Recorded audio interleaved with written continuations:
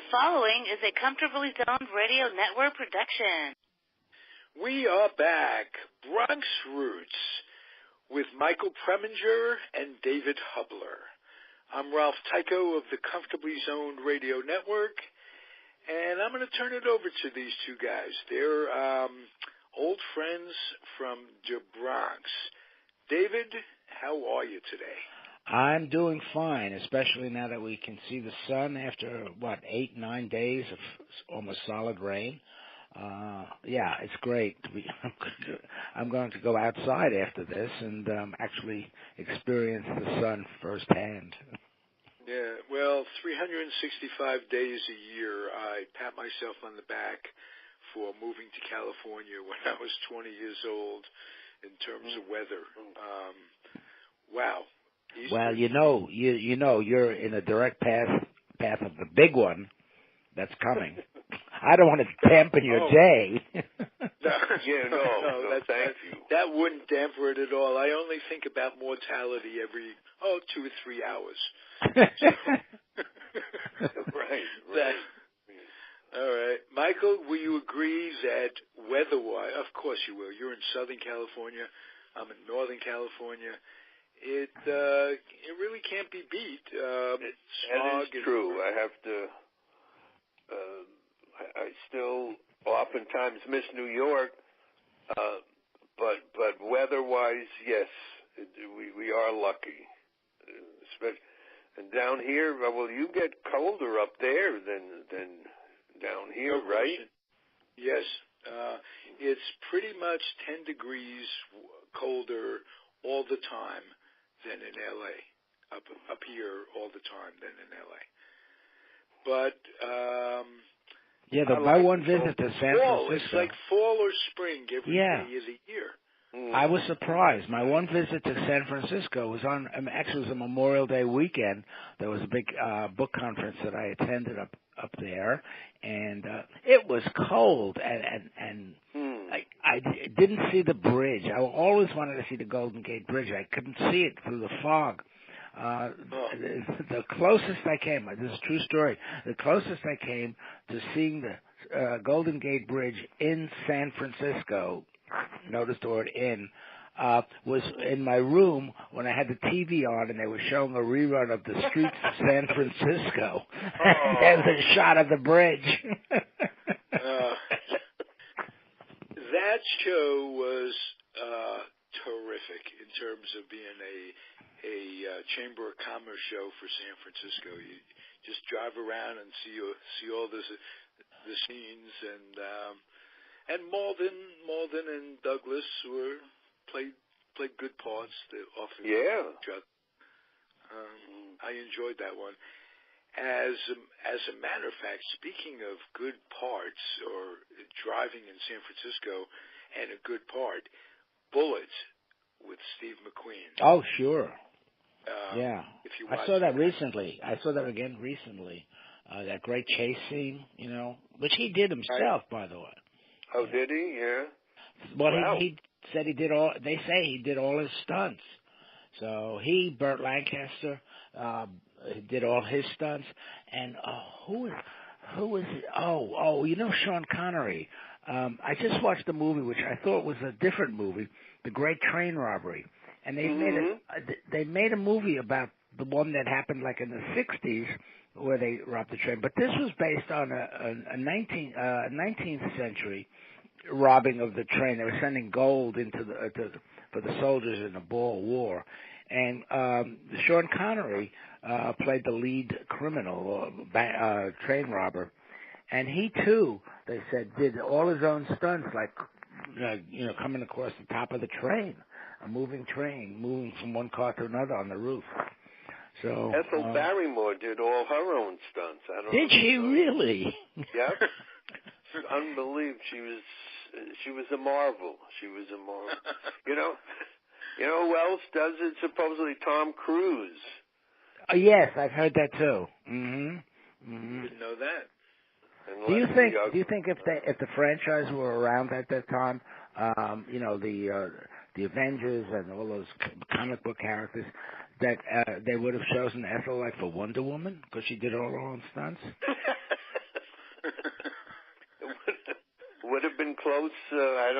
I'm glad I wasn't the one who would have had to cast it. Cause that's why there are casting directors, guys. These guys. Yeah. Exactly.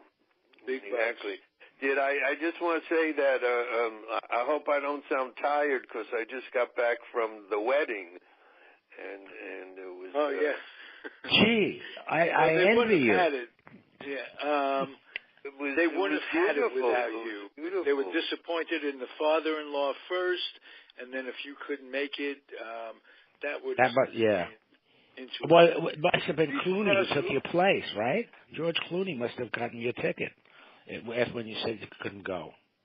But you said you did go. Yeah. Well, I wound up going because I like those hats. The women all they wore them on the side of the head. What is that? Yes, I noticed. And I noticed one of the women had like this barrette clip that held it onto her head. A very large, kind of clip that on not a spring, but it was, flexible. So you pushed it down onto your head, and it held your hat in place. No, really, yeah. I saw in one case that's what happened. But I think they were required to wear hats. Yeah, I must be because every woman was wearing one. So Yes. I wonder if it's required or just a fashion, or I don't know. Well, this conversation reminds me of George Carlin's bit about hats and in religion, and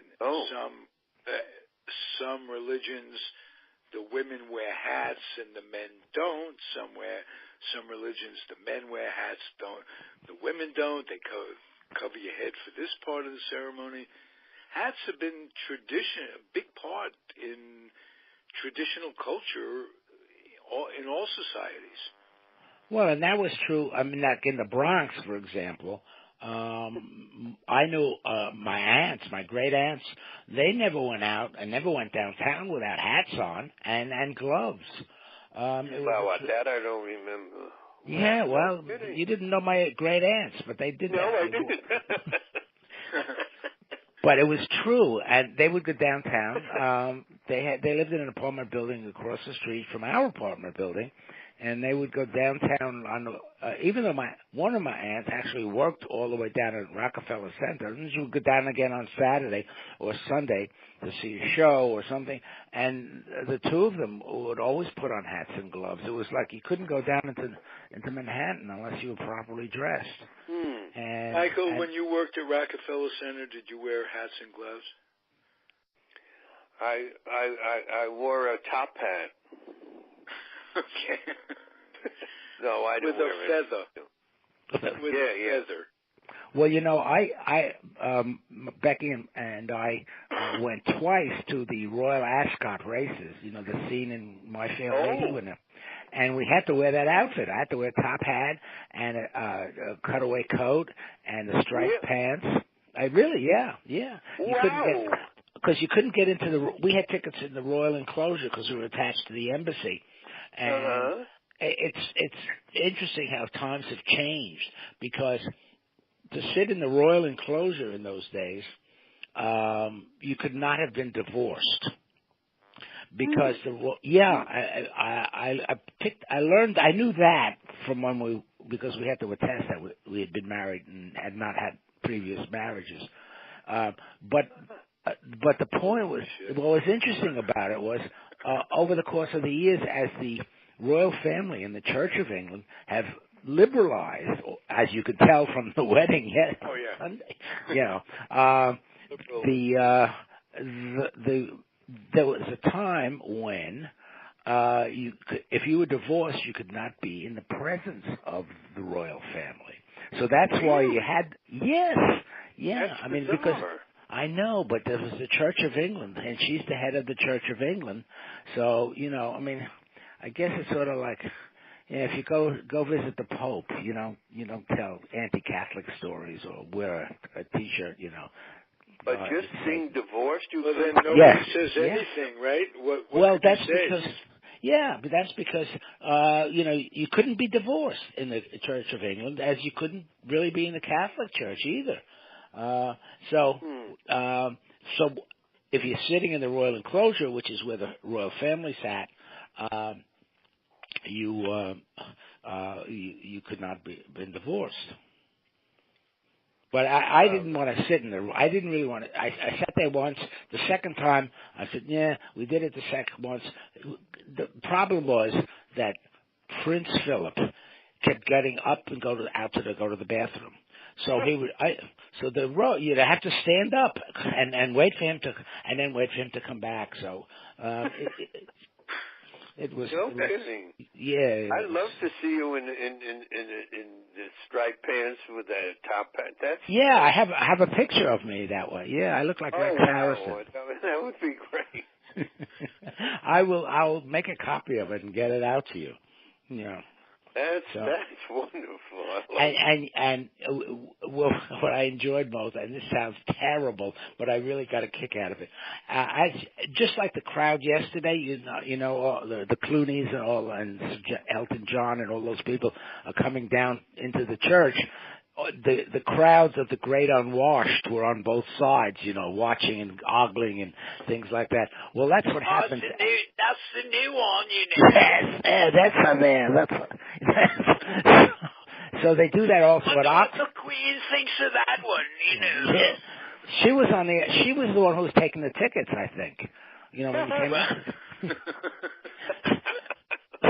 Because she really didn't have very much to do. I mean, you know, her son escorted the bride down.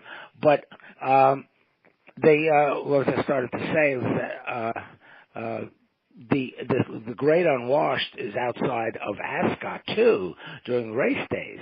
So when you're walking into the well, I was going to say ballpark. When you're entering in the race course, they're out there looking at you. They're watching, you know.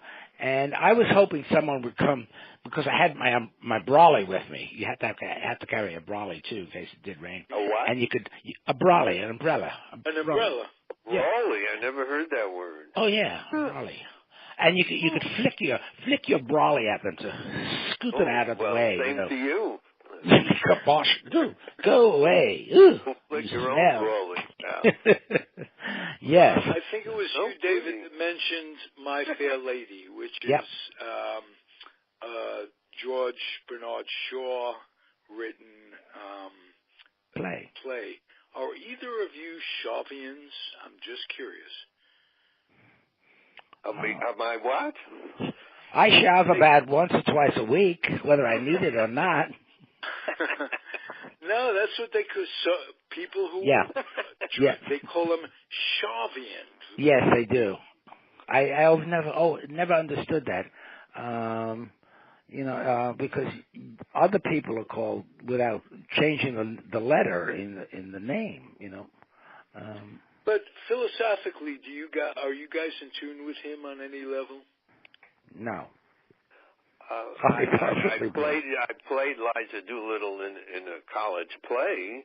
That's Liza, not. Or that's what was the father's? I'm a good girl. I am.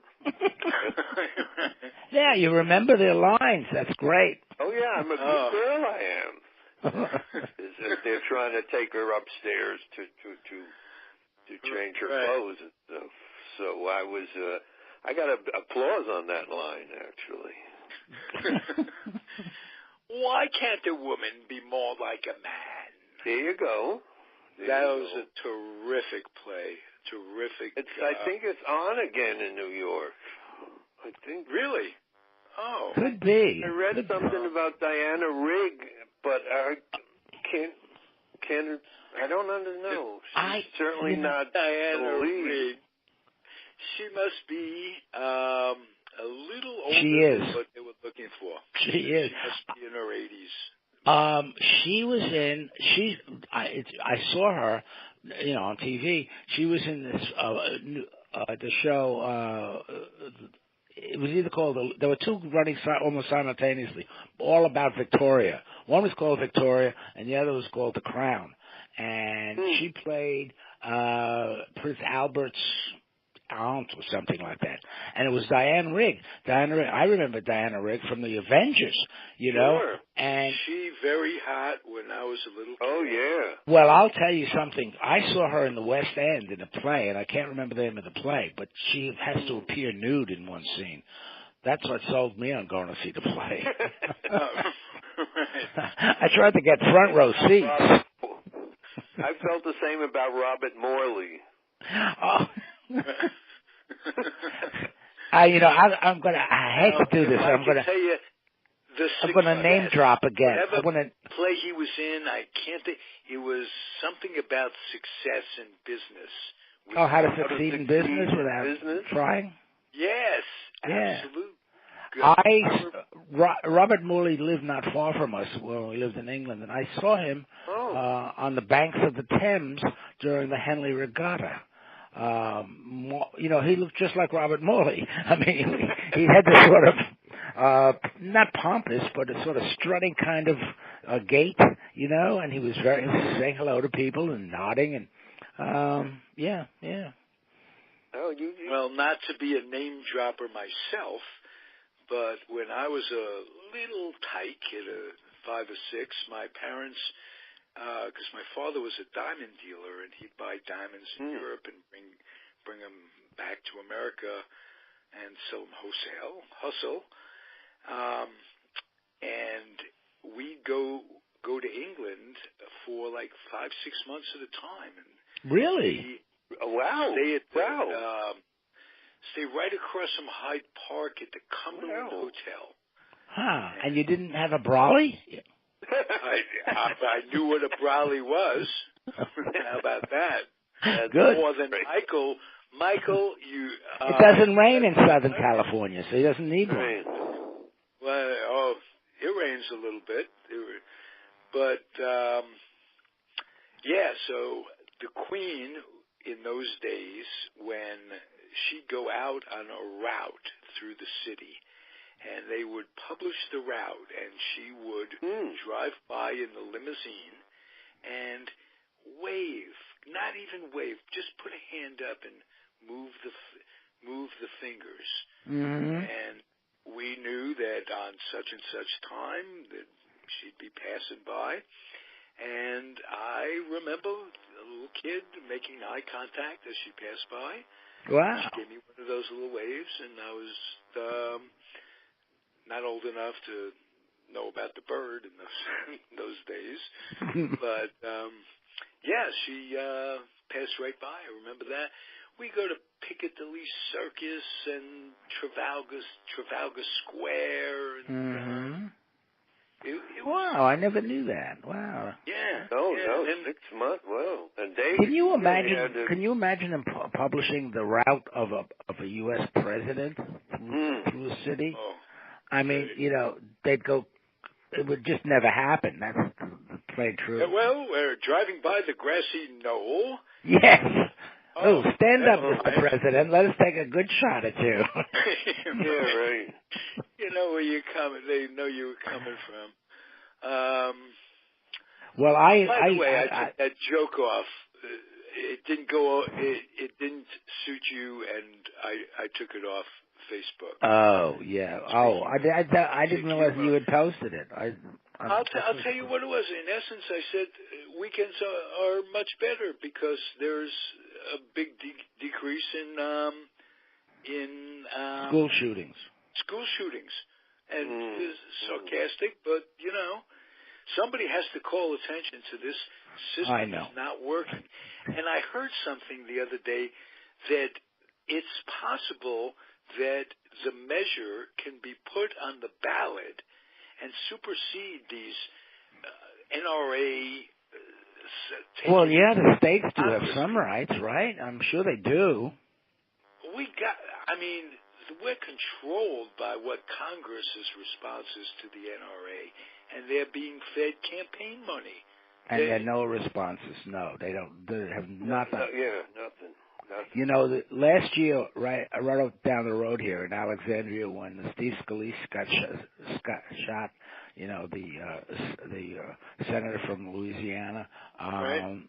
playing softball or whatever. Yeah, the Republican team was out practicing.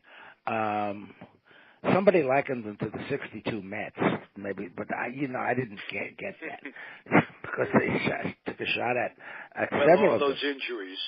Yeah, but you would think. I've said ever since the Kennedy assassination, I said, look, if you're going to do nothing after you shoot the U.S. president, you can't expect these people to change. And that, to me, is the bottom line.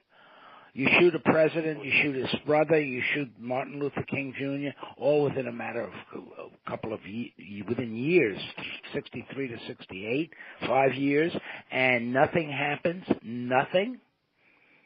Good point, David. Good, really, really good point. Yeah. So I mean, and mention, supposedly they didn't even mention guns when they were talking about what happened the other day. They just said we have to pray. Yeah, pray. Yeah. That's always been so effective in the past. I could remember. Yeah, right. Stories of my grandmother praying on the train in Poland. So prayers are pretty much not working, and because there's somebody praying against you, and so we got to do it's pathetic. something. It's and truly I would pathetic. Start with just being pretty basic kind of response to what would happen. What's the best thing you can do? Take away the magazines. Start with that.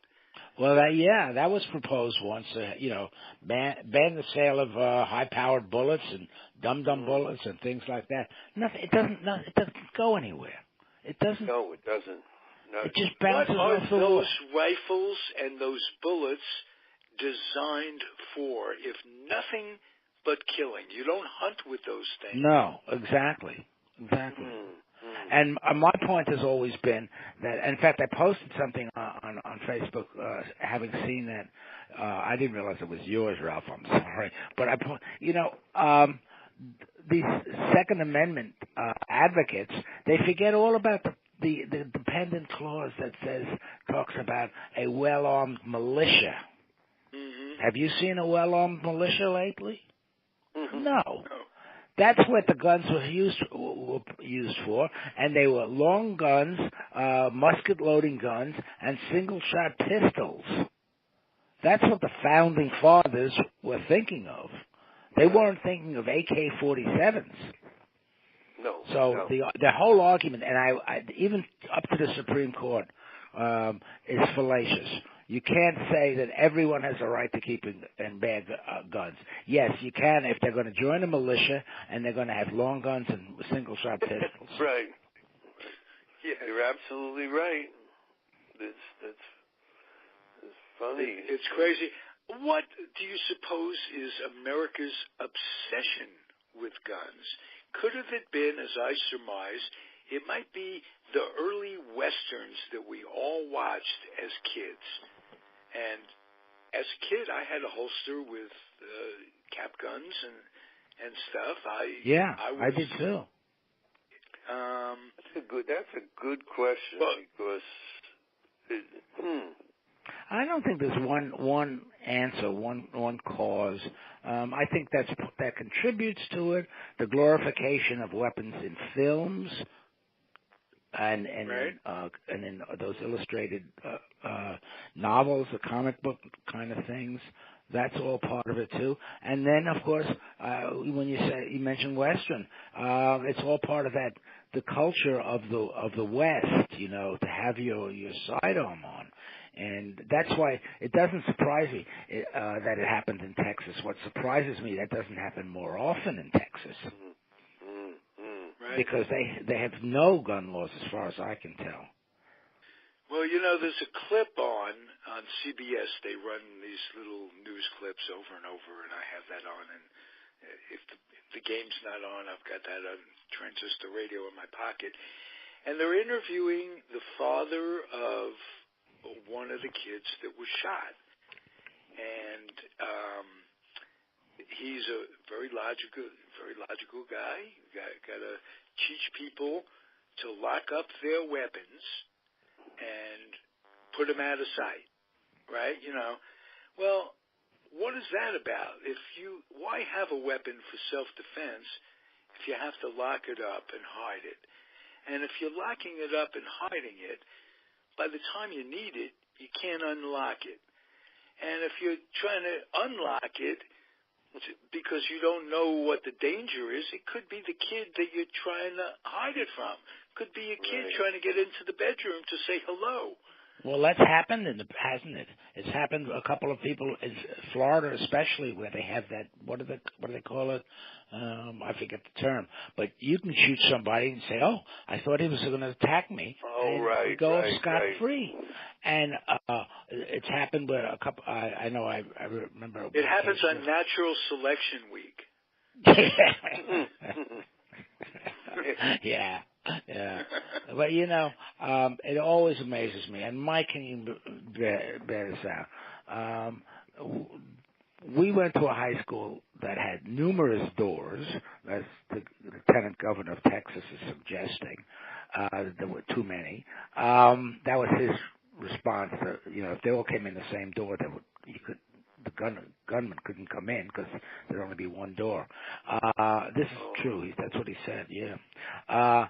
But we went to a high school with 4,000 boys, just boys, 4,000 of them. Do you remember any major incidents, Mike? No. And we didn't have the story of the zip gun. I remember. Yeah, the zip gun story. That was about it.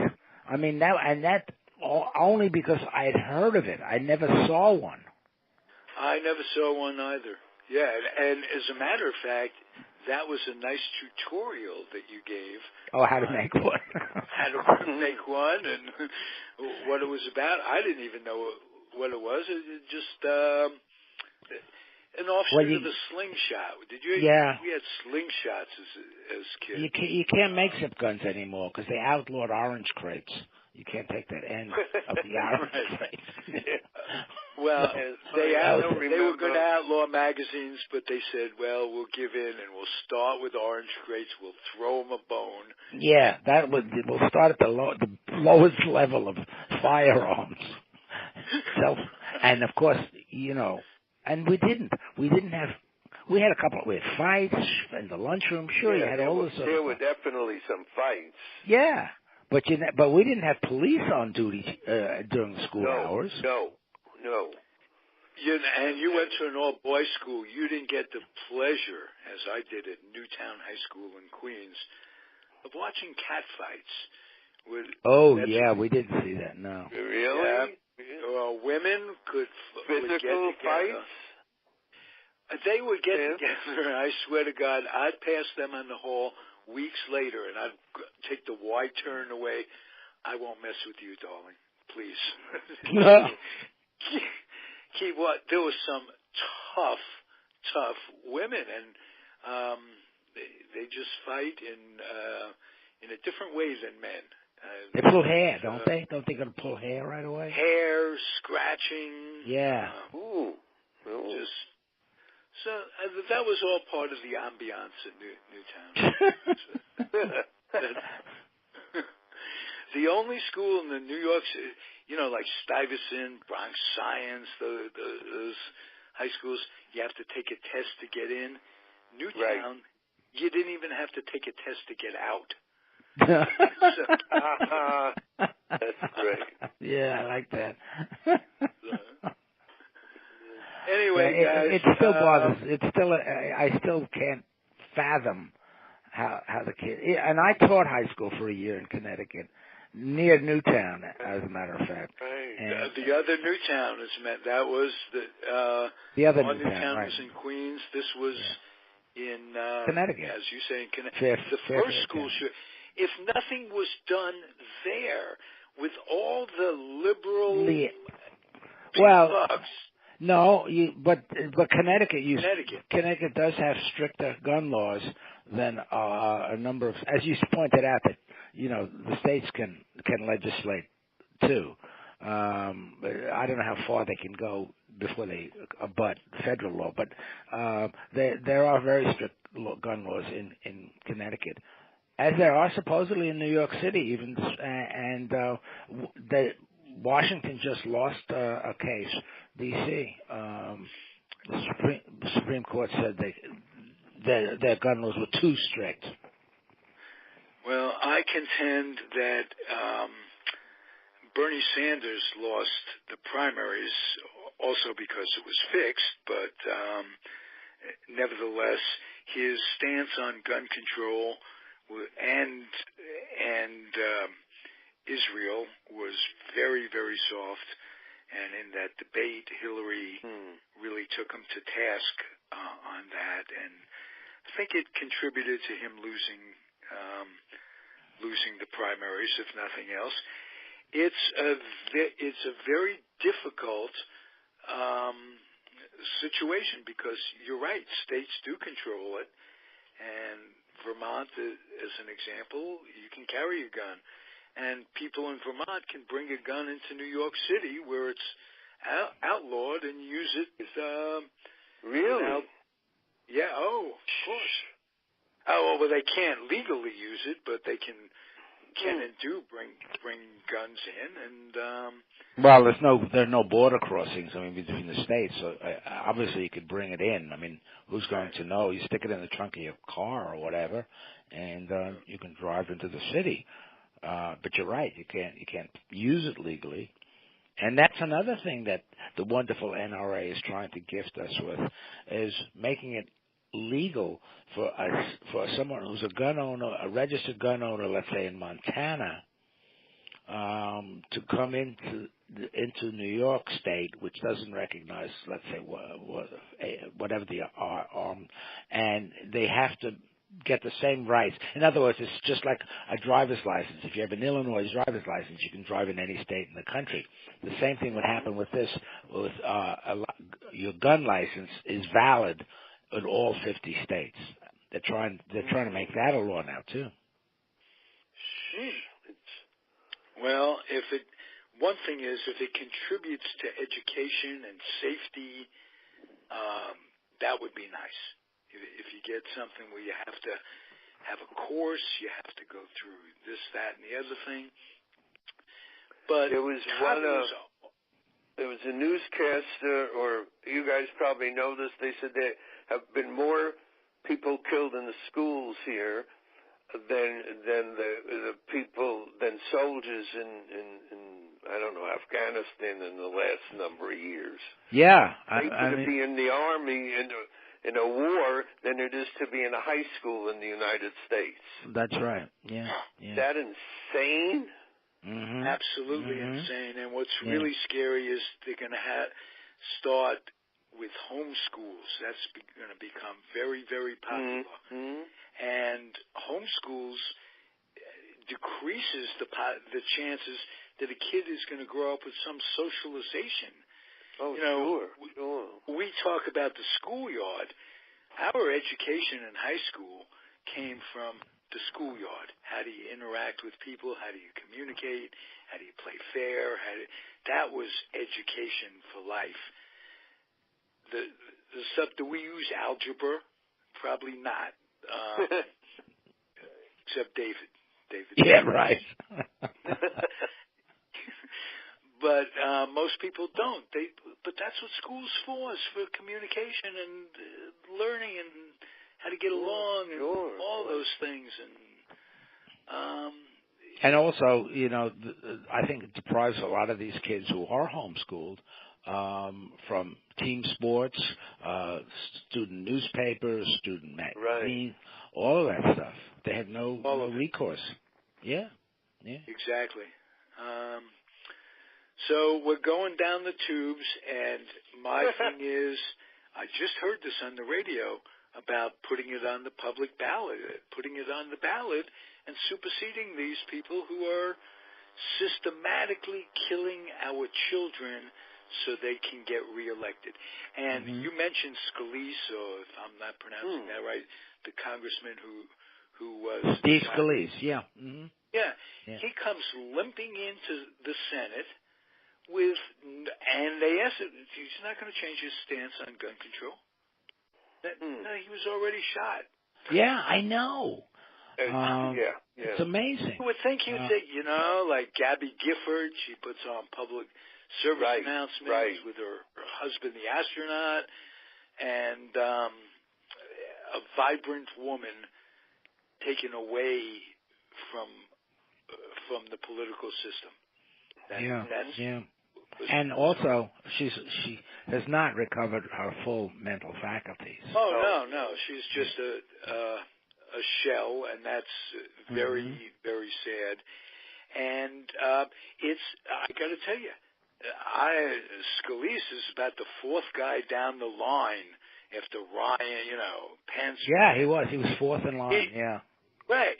He terrifies me. I hate his ideology. I would be horribly sad if he became president. But the way to do it is not to shoot him. Yeah, well, no, of course not. Nobody's advocating that. But so he can't see that this could take other people. The two opposite ideas. I'm talking about either one. It's bad to be shot. So he can't see that. He can't. It's just multiple surgeries. Life. Yeah. Oh, yeah. That's yeah. And crazy world. Maybe we'll get it on the ballot before we talk again next week. How about that for a prayer? Yes, and keep in mind that the NRA has a new president who's probably just as wacky as our president. Oh, yeah. Oliver North. That's right. Oh, yeah. wow. Yeah. That is absolutely if you wrote that in Mad Magazine. Yeah, exactly. It's too outrageous. We couldn't put that in. I know. He blames Ritalin and a culture of violence for school shootings. Oh, of course. Ritalin. Mm-hmm. I mean, these people. It was this Lieutenant Governor Patrick who it was Stephanopoulos who pointed out that more kids have died in guns than on duty military this year, and he said no, it has nothing to do with guns. It's about us. Yeah. Yeah. You can't. And then you get the person who says, well, how many people die in automobile accidents? Right. As if that argument made any sense in the frickin' world. Right. Yeah. And they, got you there. Although I agree with you up to a point, but seriously, the counter argument has always been, well, those are accidents. They're not intended to kill people. However, lately, some of these terrorists are using vehicles purposely to kill people. So it's taken on a new dimension, And how do you defense about that? You can't have a cop on every corner. No. So to speak. Whoa. I'm glad we're old, huh? Well, you think about it. But I fear for my son's generation and my grandkids. And so, on an up note, the line in spine stays minely on the pline. I watched a lot of the wedding. I know people, made fun and said, what a big deal. And I don't know, I just enjoyed watching it. Maybe I'm a snob. The tradition of it and the fact that everybody is dressed so beautifully. Why not once in a while? And it was a nice day. I mean, it was a beautiful day, which doesn't happen every day over there. Right. And I appreciate the fact that that they accepted, if not her father-in-law, they accepted her, and that's a big step. They did right away. And yes, it is. Absolutely. They did right away. And I don't think, I think the father-in-law is a little, maybe he's really ill. I don't know. But they didn't force him into that. He was welcome to the wedding. Oh, I thought he was not invited. Not that I don't know. I didn't hear that at I all. don't know. It mach's nicht. I was not invited. I'll tell you, that's the truth. Yeah, but Michael was. That's yeah, what I know. Understand. And I always pronounce your name correctly, rarely Michael's name. So Right. I don't know. It's the world we live in. We have to adjust to those things. Yes. Thank you, gentlemen. Okay. Until next week. Same time, same bat station, as Al Blumkin would say. And I appreciate your company, guys. Okay. Take care. Here. All right. If you're listening out there, I hope you enjoyed it. Whether or not you did, whether or not you enjoy any of the offerings at Comfortably Zoned, I would appreciate it if you would box up some lightly used children's books and take them down to the Head Start program wherever you live. Kids are in desperate need of learning. They need to become school ready. They need to read. They need to develop an imagination and get their noses out of the computers and the devices and what have you. And if you'll do that, box them up, take them down there, gently used children's books, Head Start program, wherever you are. I'm Ralph Tycho. Thank you, David Hubler, and thank you, Michael, not Pomerantz, Preminger. That's a callback to go back in the archives. All of our podcasts are indeed archived on YouTube. And if you just go to YouTube, punch in Comfortably Zoned, anything you want to know, it'll come right up. Be well, everybody. We'll be back next week. Adios.